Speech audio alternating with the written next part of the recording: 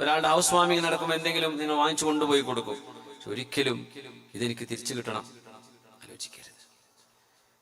ഇത് ഞാൻ അള്ളാഹുവിന്റെ വജഹ് ഉദ്ദേശിച്ചു കൊടുക്കുകയാണ്. ഒരു തന്നാലും ഇല്ലെങ്കിലും എനിക്ക് നാളെ ഖബറിലേക്ക് ഉപകാരപ്പെടണം. ഒരു കുഞ്ഞ് ജനിക്കുമ്പോഴേ എന്തെങ്കിലും സ്വർണം വാങ്ങിച്ചു കൊടുക്കും. ഇതൊക്കെ ഭയങ്കര പെരുമയുടെ കാലമാണ്. കണ്ണൂർ ജില്ലയിൽ അതില്ല എന്ന് ഞാൻ വിശ്വസിക്കില്ല. ആചരിക്കേണ്ട വെറുതെ പറയാണ്. കണ്ണൂർ ജില്ലക്കാരെന്തായാലും വിടൂല എന്നറിയാലോ. ഭക്ഷണാണെങ്കിലും എല്ലാറ്റിലും പെരുമ കാണിക്കുക. ഒരു കുഞ്ഞിന്റെ അഖീഖത്ത് ഇറക്കുന്ന സുന്നത്ത ഒരു കന്നുകാലിയെ ഇറത്താൽ മതി. ആൺകുട്ടിയാണെങ്കിൽ 2 ആടിനെ ഇറക്കേണ്ടി വരും. പെൺകുട്ടിയാണെങ്കിൽ ഒരു ആടിനെ അല്ലെങ്കിൽ ഒരു വലിയ കാച്ചിൽ എന്തെങ്കിലും ഉണ്ടെങ്കിൽ അതിനെ. പക്ഷേ എത്ര കിൻഡൽ ഇറച്ചി! അപ്പൊ പെണ്ണിന്റെ പുറക്കാരെ ഞെട്ടിക്കണം, ആണിന്റെ പുറക്കാരെ ഞെട്ടിക്കണം. ഈ പരിപാടിക്കാണ് നമ്മൾ ഓടിക്കൊണ്ടിരിക്കുന്നത്. വല്ല കാര്യമുണ്ടോ? നിങ്ങളുടെ ഈ മാംസത്തിന്റെ വെയിറ്റോ അതിന്റെ ചോരയോ അതിന്റെ മാംസത്തിന്റെ കണക്കോ ഇതൊന്നും അള്ളാഹുവിന് വേണ്ട. വലാക്കി യനാലുഹു തഖ്വാ മിൻകും. ഇനി ബലിപെരുന്നാളെ വരിക, ഓരോ മഹല്ല് മത്സരിക്കാൻ. നിങ്ങൾ എത്ര കന്ന്, എത്ര മാംസം, എത്ര കിലോ കൊടുത്തു ഓരോ വീടിനും. അതിന്റെ പെരുമ വേണ്ട. അള്ളാഹ്ക്കത് ആവശ്യമില്ല, നമുക്കത് ആവശ്യം. അള്ളാഹ് പറയുന്നത് എനിക്കത് വേണ്ട. നിങ്ങളുടെ ഖൽബിനുള്ളിലെ തഖ്വയാണ്. വലാക്കി യനാലുഹു തഖ്വാ മിൻകും. നിങ്ങളുടെ ഹൃദയത്തിനുള്ളിലെ തഖ്വയാണ് എനിക്ക് വേണ്ടത് എന്ന് അള്ളാഹു പറയാം. നമ്മൾ പറയാം നമുക്ക് അതൊന്നും ഇല്ലെങ്കിലും കുഴപ്പമില്ല, കണക്ക് കിടക്കട്ടെ എന്ന് പറയുന്നത് അല്ലേ. അതുകൊണ്ട് മാമൂലുകൾ ചെയ്യുമ്പോഴേ അഖീഖത്ത് അറുക്കുകയാണെങ്കിലും കുഞ്ഞിന് സ്വർണം കൊടുക്കുകയാണെങ്കിലും വിവാഹം നടക്കുന്നൊരു വീട്ടിലേക്ക് ആ പെൺകുട്ടിക്ക് വല്ല ആഭരണവും കൊണ്ടുപോയി കൊടുക്കുകയാണെങ്കിൽ പോലും ഇത് പഴയ കണക്കിന് പകരം വെക്കണ്ട. അള്ളാഹുവിനെ ഉദ്ദേശിച്ചുകൊണ്ട് ദാനമായി കൊടുക്കും. തിരിച്ചു കിട്ടിയാൽ ഇല്ലെങ്കിലും ഞാൻ അള്ളാഹുവിന് വേണ്ടി കൊടുത്തു കഴിഞ്ഞു, അപ്പൊ അതിന് കൂലി ഉണ്ടാവും. അല്ലെങ്കിൽ ജ്വല്ലറിക്കാർക്ക് ലാഭാവും എന്നല്ലാതെ നമുക്കൊന്നും കിട്ടാണ്ടാവില്ല. ومن أراد الآخرة وسعى لها سعيها وهو مؤمن فأولئك كان سعيهم مشكورا. അതുകൊണ്ടാണ് ഹബീബായ നബി തങ്ങൾ പറയുന്നത്, മമ്മാത വലം യഗ്സു വലം യുഹദ്ദിസ് നഫ്സഹു ബിൽ ഗസ്വി മാത അലാ ശുഅബത്തിൻ മിൻ നിഫാഖ്. ഏതെങ്കിലും ഒരു നിർണായകമായൊരു ഘട്ടം വരുമ്പോ അല്ലാഹുവിന് വേണ്ടി ജീവത്യാഗം ചെയ്യേണ്ട ഒരവസ്ഥ വരികയാണെങ്കിൽ ഞാനത് ചെയ്തിരിക്കും എന്ന മനസ്സിനോട് സംസാരിക്കുകയോ ഒന്ന് ആലോചിക്കുകയോ ചെയ്യാത്ത ആൾ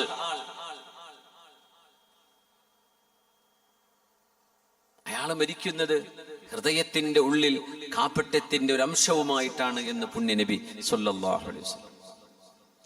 ഖൽബിന്റെ ഉള്ളിൽ അല്ലാഹുവേ നിനക്ക് വേണ്ടി ത്യാഗം ഏതറ്റം വരെയും അത് ആവശ്യമെങ്കിൽ ചെയ്യാൻ ഞാൻ തയ്യാറാണ് എന്ന് മനുഷ്യ മനസ്സിനോട് സംസാരിക്കണമെന്ന് പുണ്യ നബി സല്ലല്ലാഹു അലൈഹി വസല്ലം.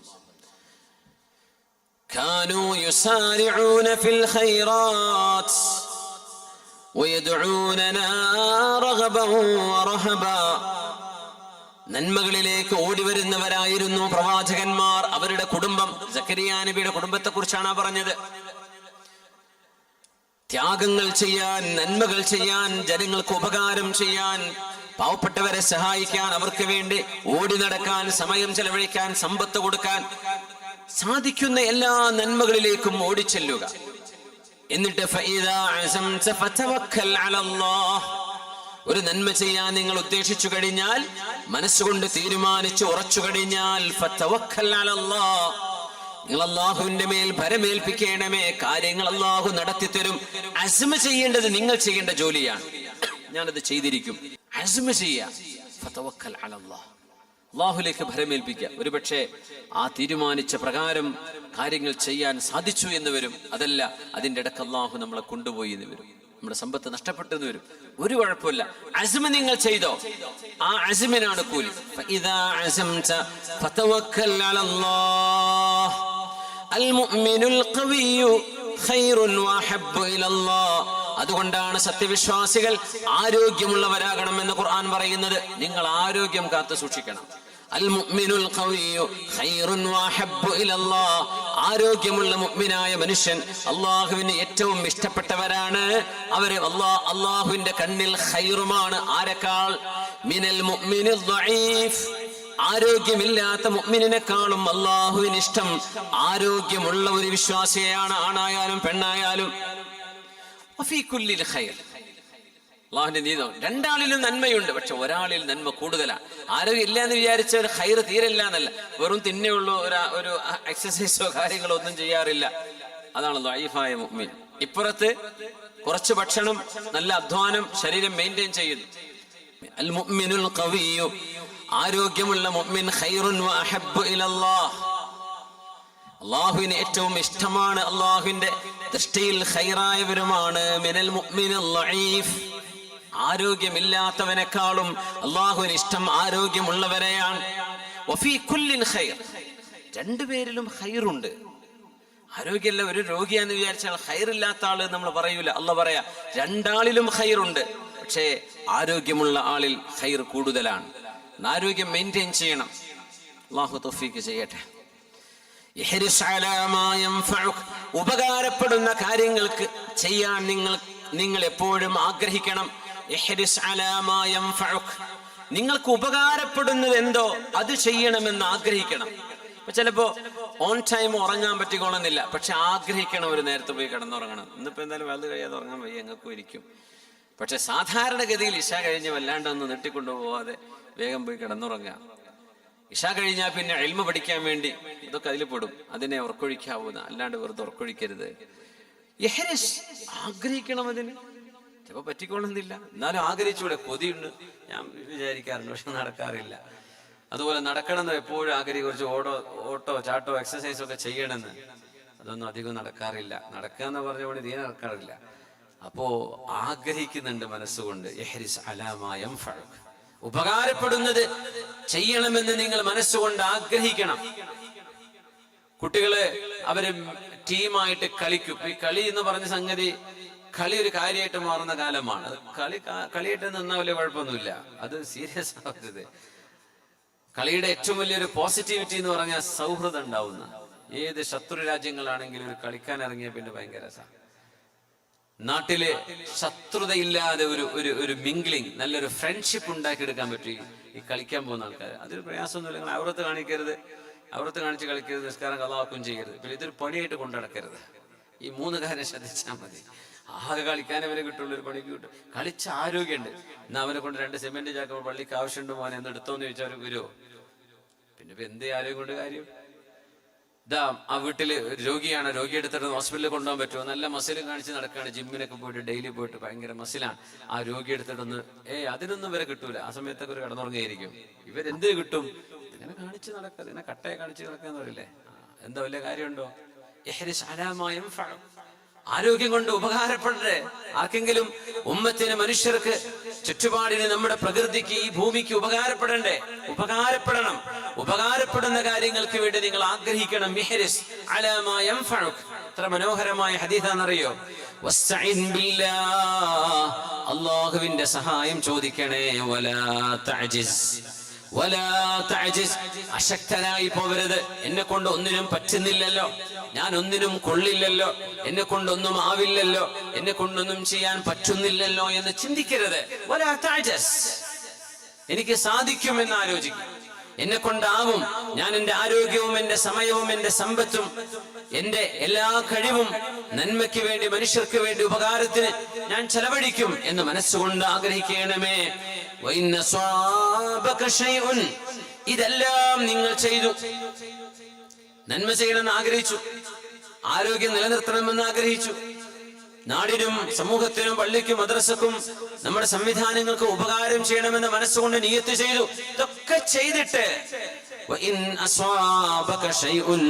നിങ്ങൾ പ്രതീക്ഷിക്കാത്ത എന്തെങ്കിലും നിങ്ങളിൽ സംഭവിക്കുകയാണെങ്കിൽ ഫലാ തഖുൽ ലൗ അന്നി ഫഅൽതു കദാ ലകാന കദാ വകദാ, ഞാൻ അങ്ങനെ ചെയ്തതുകൊണ്ടല്ലേ അങ്ങനെ സംഭവിച്ചു പോയത് എന്ന് നിങ്ങൾ വെറുതെ പരിതപിക്കരുത്. വലാകിൻ ഖുൽ, പക്ഷേ നിങ്ങൾ പറയണം ഖദ്ദറല്ലാഹു വമാ ശാഅ ഫഅൽ, ഖദ്ദറല്ലാഹു വമാ ശാഅ ഫഅൽ, അല്ലാഹു തീരുമാനിച്ചു, അവൻ ഉദ്ദേശിച്ചത് അല്ലാഹു നടത്തുകയും ചെയ്തു എന്ന് പറയും. ഫഇന്ന ലൗ, കാരണം ലൗ എന്ന് പറയുന്ന ഞാൻ ചെയ്തിരുന്നെങ്കിൽ, ഈഫ് ഞാൻ അങ്ങനെ ചെയ്തിരുന്നെങ്കിൽ, if I had done that, ഞാൻ അങ്ങനെ ചെയ്തില്ലായിരുന്നെങ്കിൽ ഇത് സംഭവിക്കില്ലായിരുന്നല്ലോ. അങ്ങനെ പിന്നെ പറയരുത്. നിങ്ങൾ നന്മയ്ക്ക് വേണ്ടി പോവാൻ ഒരു ചാരിറ്റി സംവിധാനം, അല്ലെങ്കിൽ ഒരു ഡയാലിസിസ് സെന്റർ ഉണ്ട്, ഒരു CH സെന്റർ ഉണ്ട്, അല്ലെങ്കിൽ ഒരു തണലുണ്ട്, അല്ലെങ്കിൽ പാലിയേറ്റീവ് ഉണ്ട്. നിങ്ങൾ രോഗിയെയും കൊണ്ട് പോവാൻ, പോകുന്ന പോക്കിൽ ആംബുലൻസ് ആക്സിഡന്റ് ആയി, അങ്ങനെ സംഭവിക്കാലോ. അപ്പൊ നിങ്ങൾ പറയാ, ഹേ ഞാൻ എന്തിനാ ഇപ്പൊ ഈ നല്ല കാര്യത്തിന് വേണ്ടി ഇറങ്ങിയത്, വേണ്ടില്ലായിരുന്നു. അങ്ങനെ ഒരിക്കലും പറയരുത്. നിങ്ങൾ ചെയ്തത് നന്മയാണ്. അതിന് പിറകെ വന്ന പരീക്ഷണങ്ങൾ അത് അല്ലാഹുവിന്റെ പരീക്ഷണമാണ്. വലാകിൻ ഖുൽ, പക്ഷേ നിങ്ങൾ പറയേണ്ടത് ഖദ്ദറല്ലാഹ്, അല്ലാഹു തീരുമാനിച്ചു, വമാ ശാഅ ഫഅൽ, അവൻ ഉദ്ദേശിച്ചത് അല്ലാഹു ചെയ്യുകയും ചെയ്തു. അല്ലാഹു തീരുമാനിച്ചു. ഞാൻ പോവാണ്ടിരുന്നെങ്കിൽ എനിക്ക് വേറെന്തെങ്കിലും സംഭവിക്കുമായിരുന്നല്ലോ, എനിക്ക് ഇങ്ങനെ അപകടം സംഭവിക്കില്ലായിരുന്നല്ലോ എന്ന് പറയരുത്. നിങ്ങൾ ചെയ്തതും മനസ്സുകൊണ്ട് നിയ്യത്ത് ചെയ്തതും നന്മയല്ലേ. പിന്നെ അതിനെ തുടർന്ന് വരുന്നത് അല്ലാഹുവിന്റെ ഖളാ ആണ്. അതുകൊണ്ട് നിങ്ങൾ നിങ്ങളെ പഴിചാരരുത്. ചെയ്ത നന്മയല്ലേ, കുറച്ച് വെക്കുക. കാരണം ഞാൻ അങ്ങനെ ചെയ്തില്ലായിരുന്നെങ്കിൽ എന്ന് ചിന്തിക്കുന്നത് അത് പിശാചിന്റെ ജോലിയാണ്, പിശാച് ചെയ്യുന്ന പണിയാണ്. ആ പിശാചിന്റെ വഴിക്ക് നിങ്ങൾ തുടക്കം കുറിക്കരുത്, അതിന് ശ്രദ്ധ കൊടുക്കരുത്. അവനാണ് പറയാ. അപ്പൊ പറയും, ഇനി ഞാൻ ഒരു നന്മയ്ക്കില്ല. ഇപ്പൊ പള്ളിക്കും മദ്രസക്കൊക്കെ സേവനം ചെയ്ത് റിട്ടയർഡായി എന്നല്ല, കമ്മിറ്റി മാറുന്ന സമയത്തുണ്ട് കുറച്ച് ഇടങ്ങേറ് കേൾക്കാൻ. ഇത്രയും കാലം പള്ളിക്ക് തിരിഞ്ഞു നോക്കാത്ത മഹാന്മാരായിരിക്കും വന്നിട്ട് പള്ളി പ്രസിഡന്റ് കട്ടിട്ടുണ്ട്, അല്ലെങ്കിൽ ഖജാൻജി ബില്ലില്ലാതെ എന്തോ പൈസ അടിച്ചു മാറ്റിയിട്ടുണ്ട്. ഈ സാധുക്കൾ പോക്കറ്റിൽ നിന്ന് കയ്യിൽ നിന്ന് എടുത്തിട്ടായിരിക്കും നടത്തിയിട്ടുണ്ടാവും. ഇത്രയും കാലം ഈ പള്ളിയിൽ കറണ്ടുണ്ടോ, വെള്ളമുണ്ടോ, മുഖ്രിക്കാർക്ക് ശമ്പളം കൊടുക്കുന്നുണ്ടോ, ഇതൊന്നും ചോദിക്കാത്ത ആള് ഒരു സുപ്രഭാതത്തിൽ വന്നിട്ട് ഇവരെയൊക്കെ ചീത്ത പറഞ്ഞു പോകും, ഇവർക്ക് സമാധാനത്തിൽ പോയി കിടന്നുറങ്ങാൻ. അപ്പൊ ഈ സാധു ആലേക്ക് വേണ്ടില്ലായിരുന്നു. എന്തിനാ ഇപ്പൊ ഞാൻ പള്ളി കമ്മിറ്റിക്കും മദ്രസക്കും വേണ്ടി പ്രവർത്തിച്ചത്? വേണ്ടില്ലായിരുന്നു. ഞാനും എൻ്റെ സ്കൂളും എൻ്റെ ജോലിയും എൻ്റെ ഓഫീസ് ജോലിയും എൻ്റെ ബിസിനസ്സും നോക്കി നടന്നിരുന്നെങ്കിൽ ഇതൊന്നും വരില്ലായിരുന്നല്ലോ. എന്തിനു പടച്ചോനെ ഞാൻ ഇതൊക്കെ കേൾക്കേണ്ടി വന്നു? അങ്ങനെ ഒരിക്കലും പറയരുത്. ഖദ്ദറല്ലാഹ്, ഇത് അല്ലാഹു തീരുമാനിച്ചു, അല്ലാഹുവിന്റെ തീരുമാനം നടന്നു. ജനങ്ങൾ നല്ലത് പറഞ്ഞാലും ഇല്ലെങ്കിലും ഞാൻ ചെയ്തത് അല്ലാഹുവിനാണ്. ഞാനിതിൽ വഞ്ചന ചെയ്തിട്ടില്ലെന്ന് എനിക്കറിയാം, എൻ്റെ റബ്ബിനറിയാം. പിന്നെ പറയേണ്ടവർ പലതും പറയും. അത് ലോകം അങ്ങനെയാ, നമ്മൾ വിഷമിക്കരുത്. ഫഇന്ന ലൗ തഫ്തഹു അമല ശൈത്വാൻ, റസൂലുള്ളാഹി സ്വല്ലല്ലാഹു അലൈഹി വസല്ലം തങ്ങൾ മഹാനായ അലി റളിയല്ലാഹു അൻഹുവിനെ ഖൈബർ യുദ്ധം നടക്കുമ്പോൾ ദീനിന്റെ പതാക ഏൽപ്പിച്ച ഒരു രംഗമുണ്ട്. ഇശാ നിസ്കാരം കഴിഞ്ഞ് പോകുമ്പോൾ സ്വഹാബികളോട് പറയുന്നു, ഖൈബറിലേക്ക് നാളെ പോകും നമ്മൾ. ഖൈബർ ഒരു ജൂയിഷ് സെറ്റിൽമെന്റ് ആയിരുന്നു. അത് ജൂതന്മാർ താമസിച്ചിരുന്ന സ്ഥലമാണ്. മദീനയിൽ നിന്നൊരു 150-200 കിലോമീറ്റർ അകലെ.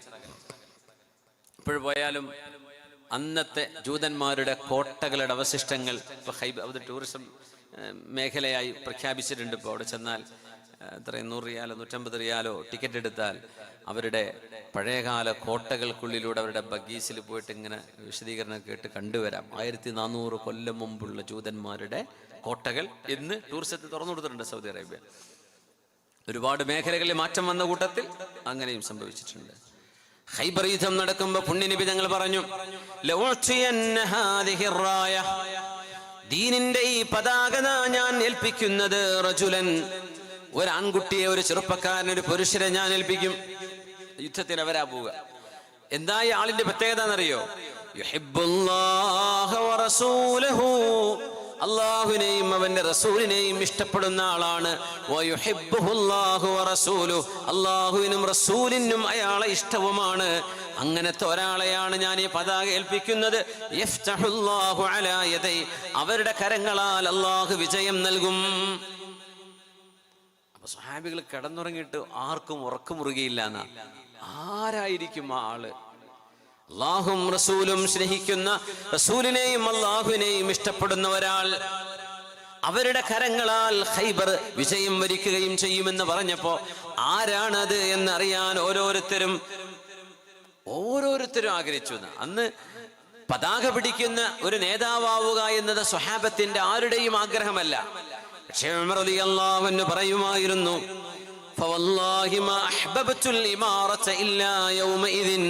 അന്നത്തെ ദിവസം ഞാൻ എൻ്റെ മനസ്സുകൊണ്ട് കൊതിച്ചു പോയിട്ടുണ്ട്, ഈ സൈന്യത്തിന്റെ നേതാവ് ഞാനായിരുന്നെങ്കിലെന്ന് ഞാൻ ഒരിക്കലും അത് ആഗ്രഹിക്കാറില്ല. പക്ഷേ നബി തങ്ങൾ ഇങ്ങനെ ഒരു സ്റ്റേറ്റ്മെന്റ് പറഞ്ഞപ്പോ ആ ക്വാളിഫിക്കേഷൻ ഉള്ള ആള് ഞാനായിരുന്നെങ്കിൽ എന്ന് ആഗ്രഹിച്ചുകൊണ്ട് ഒരു സൈന്യത്തിന്റെ നേതാവ് ആകണമെന്ന് മനസ്സുകൊണ്ട് ഞാൻ കൊതിച്ചത് ആ രാത്രിയാണ്.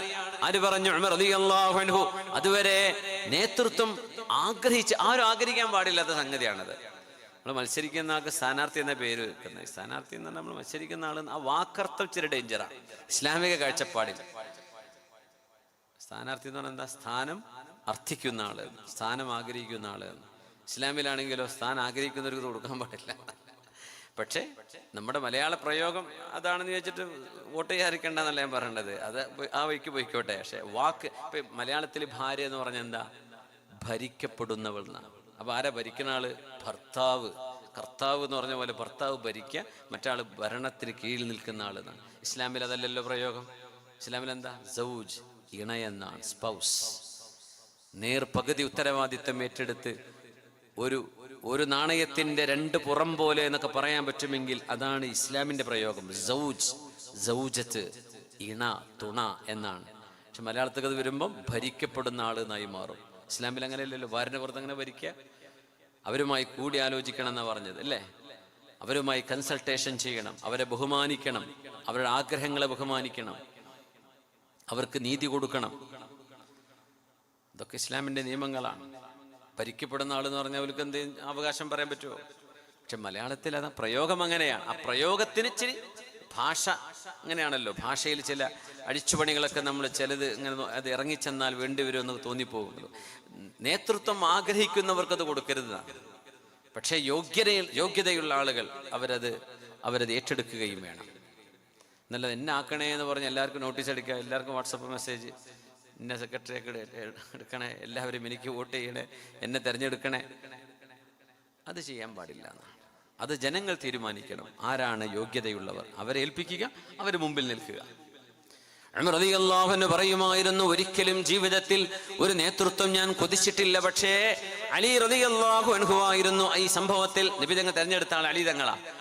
പക്ഷേ നബി തങ്ങൾ അല്ലാഹും റസൂലും ഇഷ്ടപ്പെടുന്ന ആൾ, അല്ലാഹുവിനെയും റസൂലിനെയും ഇഷ്ടപ്പെടുന്ന ആൾ, അവരുടെ കരങ്ങളാൽ അല്ലാഹു വിജയം നൽകും എന്ന് ഖൈബറിനെ കുറിച്ച് പറഞ്ഞപ്പോ ഒരു നേതൃത്വം അതെനിക്ക് വേണമെന്ന് ഞാൻ കൊതിച്ചത് അന്ന് രാത്രിയായിരുന്നുവെന്ന് മഹാനായ ഉമർ ബിൻ ഖത്താബ് റളിയല്ലാഹു അൻഹു.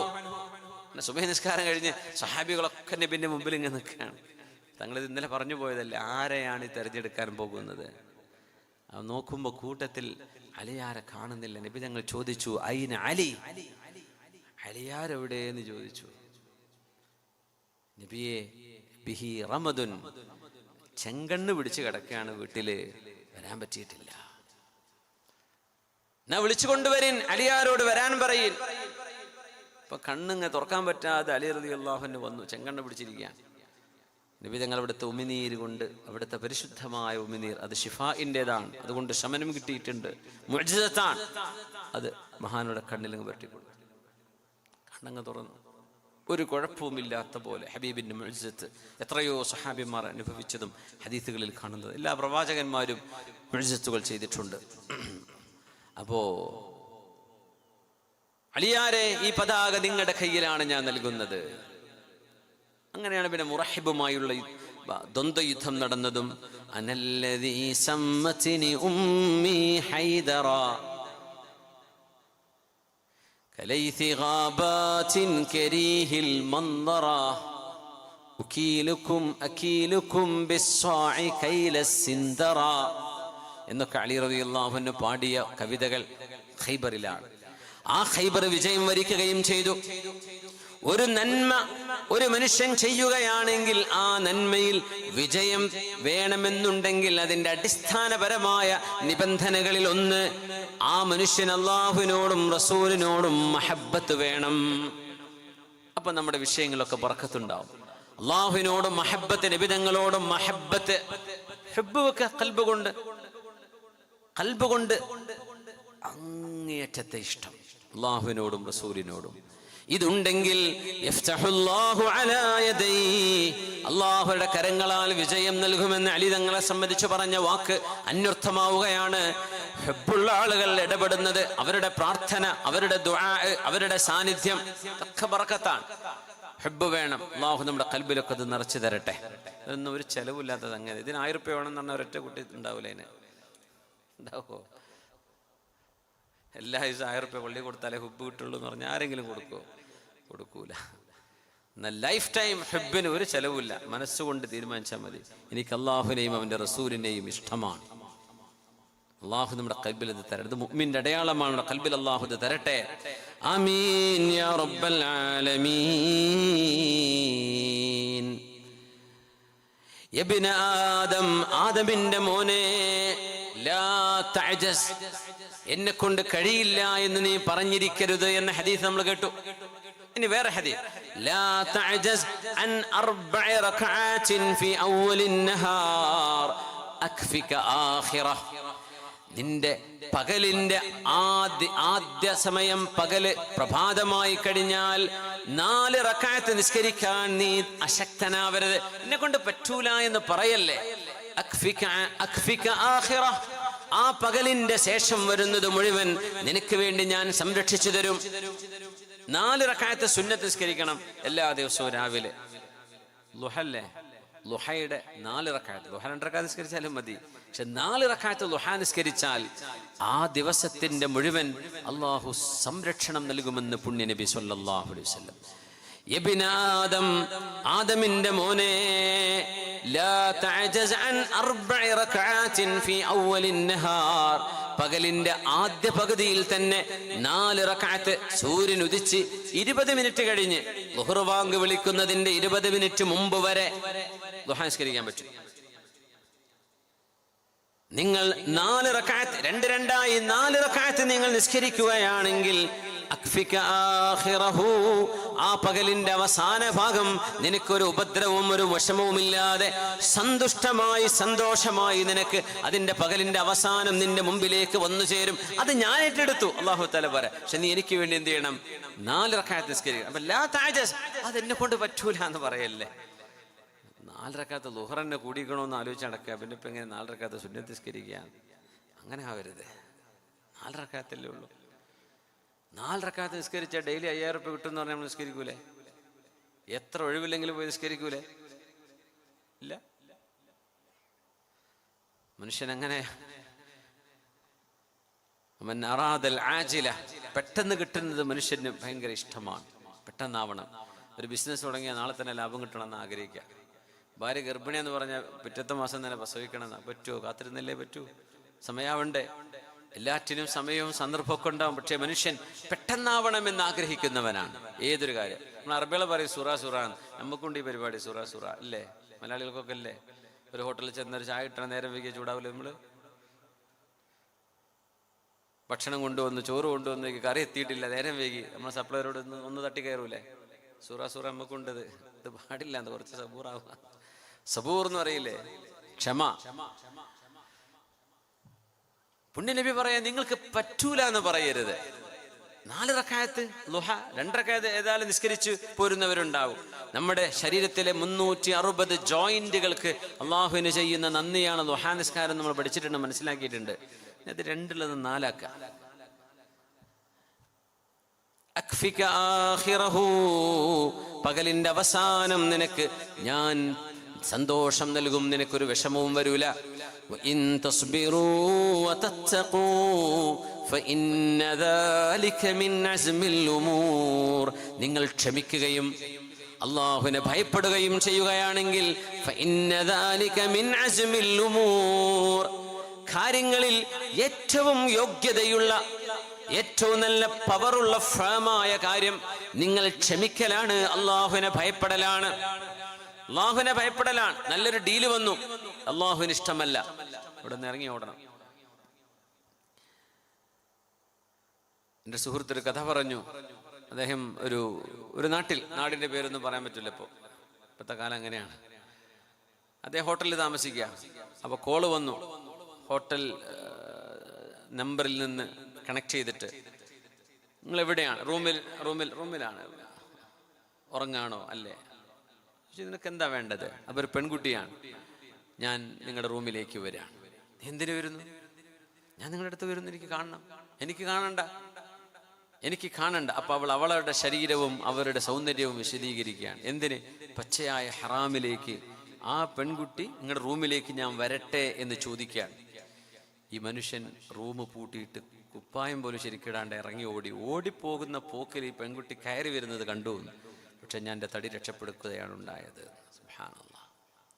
ഇൻ തസ്ബിറു വതത്തഖൂ, നിങ്ങൾ അല്ലാഹുവിനെ ഭയപ്പെടുകയും ക്ഷമിക്കുകയും ചെയ്യുകയാണെങ്കിൽ ഫഇന്ന ദാലിക മിൻ അസ്മിൽ ഉമൂർ, ആൺകുട്ടികൾ ചെയ്യുന്ന പണിയാണത്. അതാണ് ആണത്തം എന്ന് പറയുന്നത്. തിന്മകൾക്ക് നിന്നുകൊടുക്കലല്ല, തിന്മകൾക്ക് വഴിപ്പെടലല്ല. ഞാൻ അല്ലാഹുവിനെ ഭയപ്പെടുന്ന ഒരു പുരുഷനാണ്, ഞാൻ അല്ലാഹുവിനെ ഭയപ്പെടുന്ന ഒരു സ്ത്രീയാണ്, ഞാൻ അല്ലാഹുവിനെ ഭയപ്പെടുന്ന ഒരു സ്റ്റുഡന്റാണ്, ഞാൻ ആ തിന്മയ്ക്കില്ല എന്ന് പറയാൻ നമ്മുടെ വിദ്യാർത്ഥിനികൾക്കും നമുക്കും സാധിക്കണം. ഫഇന്ന ദാലിക മിൻ Asmil ഉമൂർ, that can make you determined. നിങ്ങളൊരു നല്ല മനുഷ്യനാവുന്നത് അവിടെയാണ്. وَإِن تَصْبِرُوا وَتَتَّقُوا فَإِنَّ ذَلِكَ مِنْ عَزْمِ الْأُمُورِ يَا بُنَيَّ أَقِمِ الصَّلَاةَ. ലുഖ്മാൻ അലൈഹിസ്സലാം തന്റെ പിഞ്ചുമോനെ ഉപദേശിച്ചത് വിശുദ്ധ ഖുർആനിൽ സൂറത്തുൽ ലുഖ്മാനിൽ വായിക്കാൻ കഴിയും, ഓതാൻ കഴിയും. യാ ബുനയ്യ, എന്റെ പൊന്നുമോനെ, നിസ്കാരം നിലനിർത്തേണമേ. ഇപ്പോ രാവിലെ കുട്ടികളെ വിളിച്ചുണർത്തുന്നത് ശ്രദ്ധിക്കണം എന്ന് പറയാറുണ്ട്. കുട്ടികളെ സ്കൂളിലേക്ക് വിളിച്ചുണർത്താണ്, സുബഹി നിസ്കരിക്കാൻ വേണ്ടി ഓരോ ഒച്ചപ്പാടും ബഹളവും, നീ എണീറ്റില്ല, കാണിച്ചു തരാ, അങ്ങനെ എങ്ങനെ തലയ്ക്ക് ഞാൻ വെള്ളം ഒഴിക്കും എന്നൊക്കെ. ആ ഒരു സെക്കൻഡുകൾ ഉറങ്ങിക്കിടക്കുന്ന കുട്ടി കേൾക്കുന്നത് ആക്രോശിച്ച് ചീത്ത വിളിച്ചു വരുന്ന ഉമ്മയാകാം, അല്ലെങ്കിൽ അങ്ങനത്തെ വാപ്പയാ കാണുന്നത്. ആ കുട്ടിയുടെ ഒരു ദിവസം പിന്നെ അങ്ങനെയൊക്കെ തന്നെ ഉണ്ടാവുള്ളൂ എന്നാ പറയാ. നേരെ മറിച്ച് സ്കൂളിലേക്ക് പോകാൻ സമയമായി, സ്നേഹത്തോടെ താലോലിച്ചു. ഇതൊന്നും ഉമ്മാക്ക് നേരം ഉണ്ടാവില്ല. സംഭവം ശരി തന്നെയാണ്. അവർ ഉറങ്ങിണീറ്റ് വരുമ്പം തന്നെ നേരം വൈകിട്ടുണ്ടാവും. പിന്നെ ബസ് വരാൻ നേരമായിട്ട് ഈ കുട്ടിനെ കുളിപ്പിക്കണം, പല്ല് തേക്കണം, ചായ കൊടുക്കണം, ബുക്കും ബാഗും ഒക്കെ റെഡിയാക്കിയിട്ട് ബസ്സിലേക്ക് എടുത്തു കൊടുക്കണം.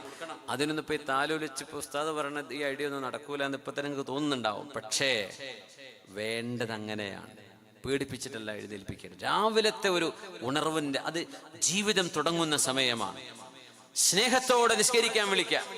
മോനെ, നിസ്കരിക്കാൻ സമയമായിട്ടോ, ദാ വാങ്ക് വിളിക്കാനായി, അല്ലെങ്കിൽ വാങ്ക് വിളിച്ചു കഴിഞ്ഞു, പെട്ടെന്ന് ഒതുടുക്കും മോനെ, നേരം വൈകല്ലേ. അല്ലെങ്കിൽ മോളെ പെട്ടെന്ന് എണീക്ക്, ഉറക്കും ക്ഷീണൊക്കെ ഉണ്ടാവും. ശരിയാണ്, ഉമ്മാക്കും ഉറക്കൊക്കെ ഉണ്ട്, പക്ഷേ നിസ്കാരം അതിനെ നേരത്തെ ചെയ്യണ്ടേ, മോളെ വേഗം എണീക്ക്. ഇതും നീ എണീച്ചിട്ടില്ലേ എന്ന് ചോദിച്ചങ്ങ് ചൂടായി ദേഷ്യപ്പെട്ട് പൊട്ടിത്തകർന്ന് വരുന്നതും ഒരുപോലെയാണോ? അല്ല.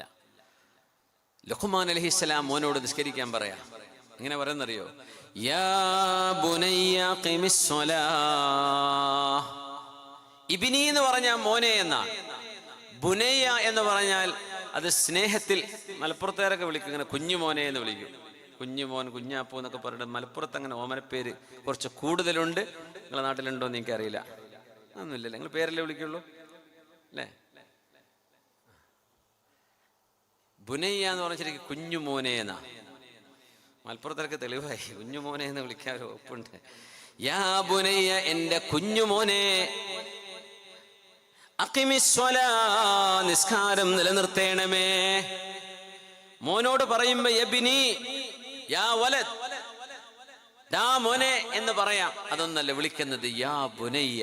സ്നേഹത്തിന്റെ ഏറ്റവും പാരമ്യമുള്ളൊരു വാക്കാണ് മോനെ. വാപ്പ വിളിക്കുന്ന വാക്കുകളിൽ ഏറ്റവും വലിയ സ്നേഹമുള്ള വാക്കാണ് അറബിയിൽ യാ ബുനയ്യ, എൻ്റെ കുഞ്ഞുമോനെ. കുഞ്ഞുമോനെ എന്ന് പറയുന്നത് കുഞ്ഞുങ്ങളോട് ഇച്ചിരി സ്നേഹം കൂടുതലായിരിക്കും. അപ്പൊ മോനെ, നീ എത്ര വലുതായാലും എനിക്ക് നീ എൻ്റെ കുഞ്ഞുമോൻ തന്നെയാണ്. യാ ബുനയ്യ അഖിമിസ്സലാ, ഇത് പറയുമ്പോ മഹാനവരുടെ മോന് ചെറിയ മോൻ തന്നെയാണ്. അവിടെ ഉപയോഗിച്ച വാക്ക് ഇത് വിശുദ്ധ ഖുർആനാണ്. വാപ്പ എങ്ങനെയാണ് മക്കളോട് അഭിസംബോധന ചെയ്യേണ്ടത് എന്ന് ഇതിൽ പഠിക്കാനുണ്ടെന്ന് മുഫസ്സിരീങ്ങളെ രേഖപ്പെടുത്തി വെച്ചിട്ടുണ്ട്. യാ ബുനയ്യ, പൊന്നുമോനെ, കുഞ്ഞുമോനെ, അഖിമിസ്സലാ, നിസ്കാരം നിലനിർത്തേണമേ. കുഞ്ഞുമോനെ എന്ന് പറയുമ്പോൾ ചെറിയ മക്കളാണ്, കുഞ്ഞോളേന്നോ കുഞ്ഞുമോളേന്നോ അങ്ങോട്ടും വിളിക്കാം. ആ മക്കൾക്ക് ഇഷ്ടമുള്ള ഒരു ഓമന പേര് വെച്ചിട്ട് സ്നേഹത്തോടെ വിളിക്കാം. എന്നിട്ട് നിസ്കരിക്കണേ എന്ന് പറയുന്നത്